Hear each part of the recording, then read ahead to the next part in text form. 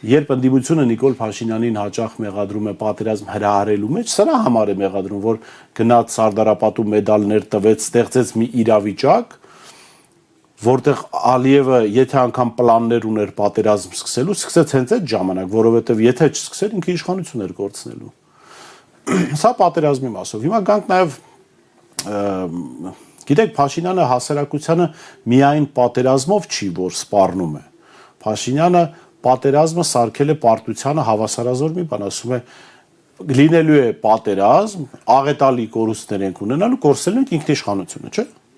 Շատ ուղիղ ասել է։ Հիմա տեսեք, սա ինչ է նշանակում։ Սա նշանակում է հանցագործության մասին հաղորդում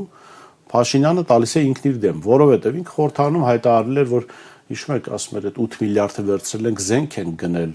բանակն ենք վերազինել, այդ ինչ զենքեր եք գնել, այդ ինչի վրա եք ծախսել 8 միլիարդը, կամ այդ ինչ բանակ է այս վերջին 6 տարին կառուցում, վերակառուցում, որ ինքն էլ վստահ է, որ այդ բանակը հաստատ պարտվելու է, այսինքն շանս չունի հաղթելու։